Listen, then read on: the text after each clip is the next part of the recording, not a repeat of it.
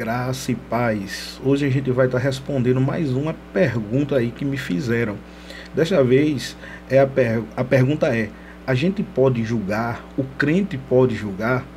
A pessoa me fez essa pergunta pessoalmente e eu já respondi. Então eu resolvi só registrar aqui para alguém quiser compartilhar futuramente, já está tudo certinho, prontinho aqui. A princípio eu comecei respondendo com outra pergunta. Eu disse: qual o contexto desse julgamento? O que é que você quer dizer com julgar? E a pessoa perguntou: e existe algum contexto? É preciso de contexto? Eu digo sim.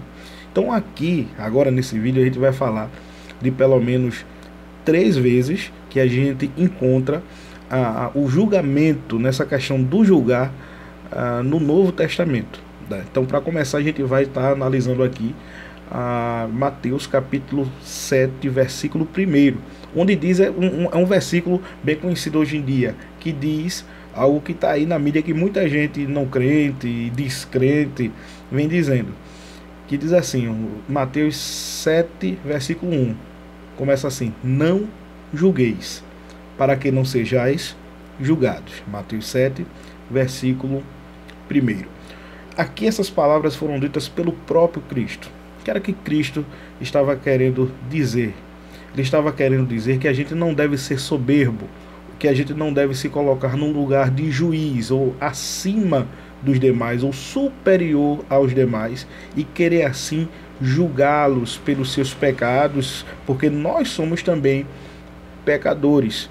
Então ele diz que no trato com as outras pessoas nós devemos sim julgar, considerar as coisas, né, ou analisar as coisas, mas sem nos sentir superior aos demais, né? Amar ao próximo, saber que todos nós fomos formados na mesma condição de pecadores. Então, mediante isso, ele diz: olha, não tem motivo do que você se soberbecer, não julgue, para que você também não seja julgado, né? Para que você não seja medido com a mesma medida que você está medindo o seu irmão. Então, Jesus disse: não julgueis, né? Não se sinta, não se coloque numa posição de superioridade em relação a outra pessoa, qualquer que seja o seu pecado.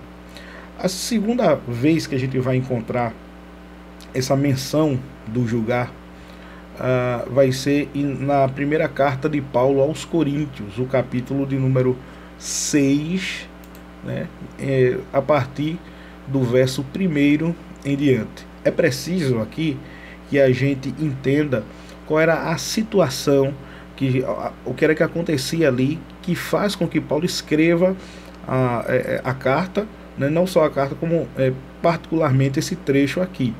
Então, o que era que acontecia? Em Corinto havia muita discórdia, na igreja de Corinto.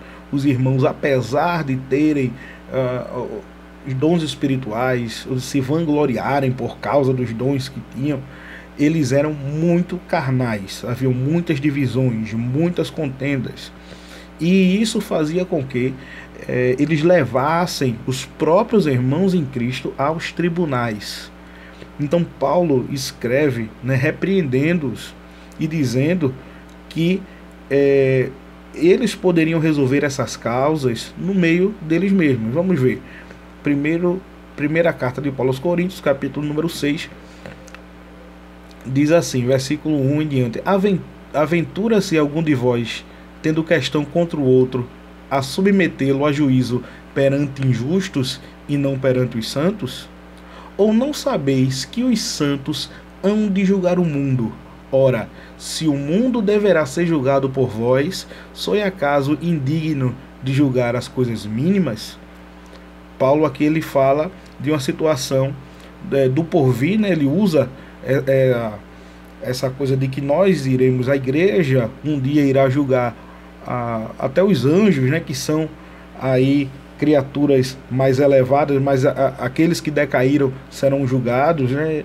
E Jesus ele disse que os apóstolos eles julgariam junto com Cristo, só que aqui Paulo ele estende o entendimento daquilo que Jesus disse a respeito dos apóstolos, que eles julgariam, sentariam nos tronos, e diz que a igreja estaria julgando também os anjos. Eles, olha, se a igreja estará comigo, julgando até os anjos que caíram, porque vocês não estão julgando as questões mínimas nos meios de vocês, em vez de estar levando a tribunais desnecessariamente, tribunais de pessoas não crentes, ou seja, estava escandalizando o evangelho, em outras palavras. No versículo 7, ele vai dizer que só em existir esse tipo de situação de um irmão querer criar contenda contra isso já é uma derrota, né? Não é vencedor de fato.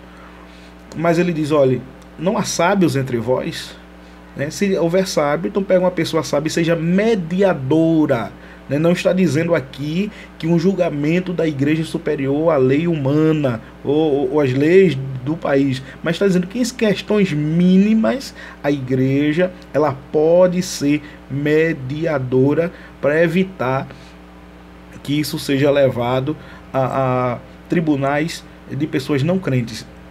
Tem uma observação aqui a fazer.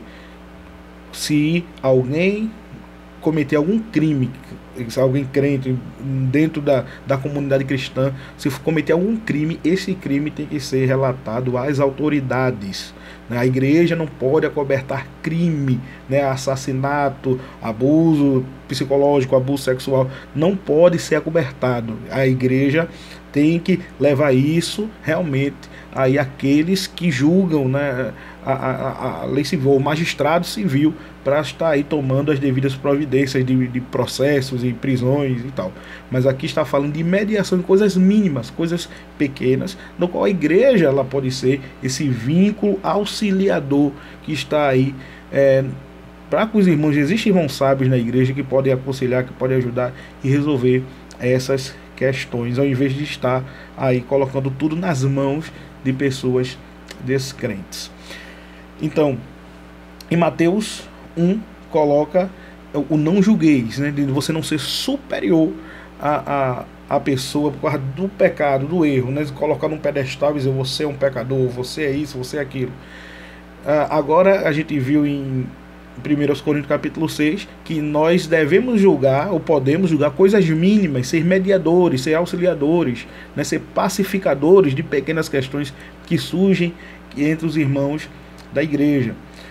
Mas há também uma terceira menção a respeito do julgar, que está em primeira carta de Tessalonicenses, está no capítulo 5, no versículo 21, que diz assim: julgai todas as coisas, retende o que é bom.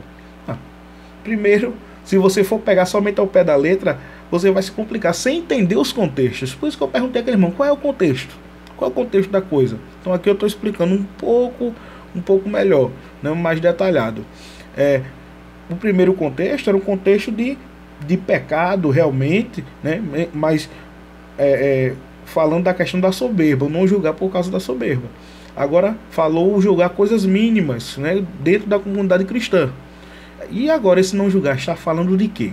Uma coisa que pode ajudar a gente a entender um pouco o que esse texto se refere é ler alguns versículos anteriores. Aqui o final da primeira carta de Paulo aos Tessalonicenses, ele vai dar conselhos rápidos e práticos para aquela igreja, né, se aperfeiçoar. Então ele vai falando alguns conselhos. A gente vai ler aqui alguns versículos anteriores, a partir do versículo 19. 1 Tessalonicenses capítulo 5, 1 Tessalonicenses capítulo 5, versículo 19, diz assim: não apagueis o espírito.